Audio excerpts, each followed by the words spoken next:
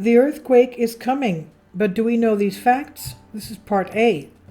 Due to the riskology and philology of impending earthquakes, the author says, I feel it imperative to analyze basic facts about earthquakes, predicted or prophesied or whatever. And we do have a lot of earthquake warnings concerning the west coast of the United States. And of course, various times we have various meteorologists, seismologists, cosmologists saying that depending on the alignment of the planets of our solar system, we have a tremendous uptick in earthquake activity coming. And we've had 7+ magnitude earthquakes very recently in the Pacific Ring of Fire, in Turkey, and they're predicting also something concerning the Mediterranean, Italy, Greece area. And he says, having already developed a highly controlling, critical attitude against today's supposedly emerging science and its peddlers so that not to proceed with heavier characterizations, at least for now, I'll attempt to more generally scientific positioning at a level perceived by many with good intentions so that they are more informed than the existing current wretched information or media or misinformation, rather. Among the triggers for writing this article was a miserable video of a supposed briefing by a colleague of mine, a civil engineer. God have mercy on him, that's all. The article will not be a scientific treatise on earthquakes, but a scientific summary presentation of the most important facts about earthquakes and related constructions in a simplified form, but not simplistic, to be understood by most. I have always believed that what makes a scientist stand out is his ability to provide understanding to the ignorant, non-scientist, but immediate stakeholders and stakeholders of the problem. So I hope to inform you properly, especially about the extremely worrying things which I will analyze for you, but also the reassuring things. The cause of earthquakes? Earthquakes are caused by the movement and rupture of the subsoil layers, which are mainly caused by the movement and friction of the tectonic plates. And thus we have tectonic earthquakes, or the eruptions of volcanoes, or the release of magma which pushes the subsoil layers, volcanic. An earthquake can also be caused by sinking of a soil layer, known as sinking, but also by man-made explosions, although their sizes are smaller. Recently, on the occasion of the weapons and ammunition warehouse in Transnistria related to the war in Ukraine, it was reported that if they explode, they will create an earthquake with an intensity of about 3.5 magnitude Richter. The friction of the soil layers and the rupture releases a seismic energy, which is transmitted by a seismic wave. And the magnitude of earthquakes? This is where the misunderstandings and horrible misinformation of Richteromania begins. I remember one time a client of mine asked me to calculate his house to withstand 9 Richter earthquakes.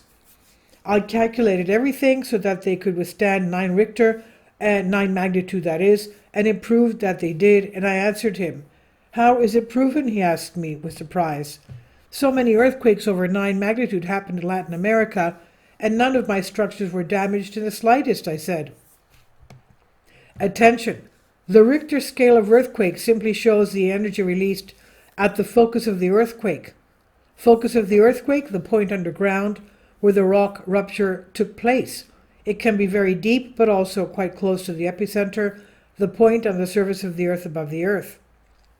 I note that the Richter scale is logarithmic. For the non-math, it means that a 9 Richter magnitude earthquake releases 10 times the energy of an 8 magnitude Richter, an 8 magnitude, 10 times that of the 7 magnitude, and each magnitude is 10 times its lower magnitude. Therefore, the further the focus of the earthquake is, the more the energy is diffused and shared over a large field and arrives weakened at the point of interest. The most characteristic example is the relatively mild earthquakes of great focal depth, while the superficial ones are very destructive. In other words, if it's a very deep earthquake, we'll feel it less on the surface. It's very important to understand that the strength of the rocks is exclusively decisive for the magnitude of the earthquake. A very resistant rock, for example granite, will need to concentrate enormous deformation energy to break through, and therefore the released energy will be correspondingly enormous. That's why we observe earthquakes above 8 magnitude Richter in areas with this type of rock. On the contrary, areas such as Greek territory, where limestone rocks predominate, cannot have earthquakes of magnitude higher than 7. Do not tie the number 7 at all. It could be 7.1 or 7.2 or even 6.8, around 7. Now, since size doesn't play a role, what is the determinant? In general, 2 categories of scientists deal with the subject of earthquakes. A, seismologists for recording earthquakes and predicting them, and B, civil engineers. They're specializing in anti-seismic construction design, who draw information from seismic experience and ensure that further anti-seismic design construction or the repair reinforcement of existing buildings can withstand a similar seismic load. Let's see the first ones. They determine the focus of the earthquake, and therefore the epicenter, the seismologist that is. Estimate the magnitude, not discrepancies between seismological institutes. Note that there are discrepancies. USGS may, for example, downgrade an earthquake, whereas European Geological Services may have it higher than USGS, things like that. So they determine the focus of the earthquake, measure the duration of the earthquake, estimate the magnitude, and record the acceleration of the earthquake with accelegrams. And in addition, they assess whether aftershocks or main earthquakes are better predict than future seismic sequence and evolution of the seismic fault. All this just for tectonic earthquakes. And the second operation, the civil engineers operate in 2 groups. The first group is the legislatures, that is, those who are assessing the building damage of the earthquake, and certainly in relation to the pre-existing theoretical studies. They will draw up a new anti-seismic regulation, new laws, so that the same catastrophic phenomena do not repeat themselves.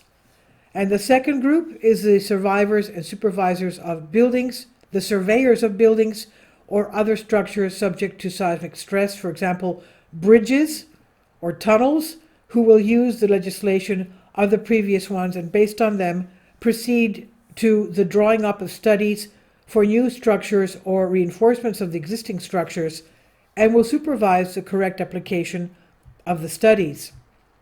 I have not mentioned until now what is the defining element of the anti-earthquake prediction study. Only one, the acceleration of the earthquake. In the drafting of earthquake regulations and studies, the magnitude Richter and the duration of the earthquake are not taken into account anywhere.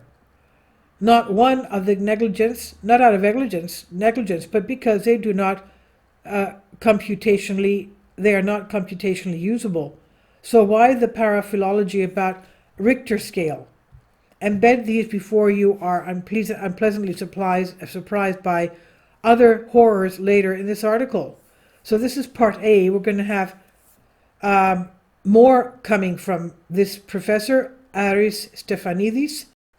So there'll be more of a series of these types of articles concerning this geological study on earthquakes and what we have to be careful of, the facts that we have to know.